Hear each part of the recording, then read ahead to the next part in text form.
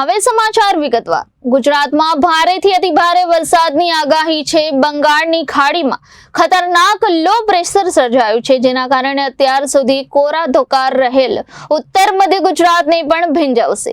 આ તો ટ્રેલર હતું, ચોમાસું અસલી પિક્ચર હવે આવશે। સિસ્ટમનું ચકરડું એવું ફરશે કે જ્યાં વરસાદ ન હતો ત્યાં પણ વરસાદ આવશે। આઈએમડીએ ગુજરાત સહિત આ રાજ્યોમાં ભારેથી અતિ ભારે વરસાદની વોર્નિંગ આપી છે। ગુજરાતના 6 જિલ્લામાં રેડ એલર્ટ અપાયું છે, જ્યાં અનરાધાર વરસાદની આગાહી છે।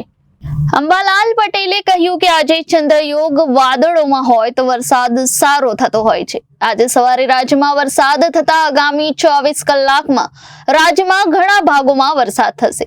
આવતીકાલે સવારે ગાંધીનગર અને અમદાવાદમાં વરસાદ પડતા બંને જિલ્લાઓમાં પણ સારો વરસાદ રહી શકે છે। દક્ષિણ સૌરાષ્ટ્રના ભાગોમાં આફતના વરસાદથી રાહત મળશે। આમ છતાં ઉત્તર સૌરાષ્ટ્ર અને કચ્છના ભાગોમાં ભારે વરસાદ રહેશે।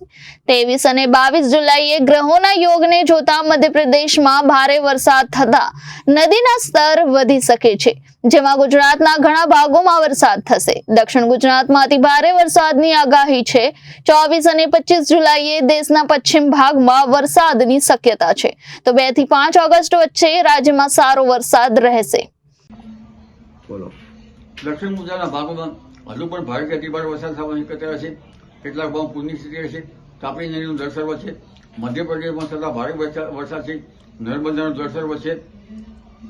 સાબરમતી નદીમાં કંઈક પાણીનો આવરો આવવાની શક્યતા રહેશે, પરંતુ સૌરાષ્ટ્રના દક્ષિણ સૌરાષ્ટ્રના ભાગો, પશ્ચિમ સૌરાષ્ટ્રના ભાગો અને ઉત્તર સૌરાષ્ટ્રના ભાગોમાં અને કચ્છના ભાગોમાં વરસાદ થતો રહેશે।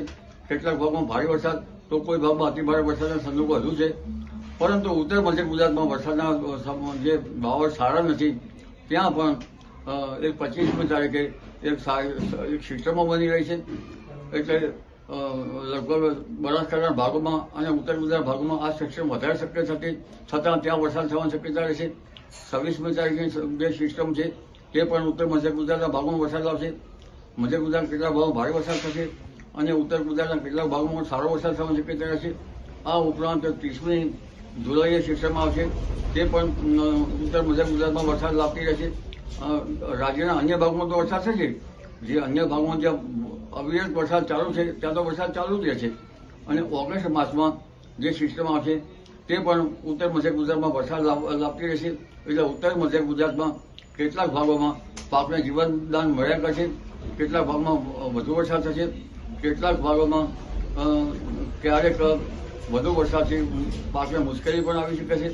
અલબત્ત આમ છતાં જે વરસાદ છે એ ઉત્તર મધ્ય ગુજરાતમાં ધીરે ધીરે સારો રહેતા પાક પરિસ્થિતિ કઈ કચ્છે સુધરવાની શક્યતા રહે છે। જી, bureau report, Janadesh news, Ahmedabad.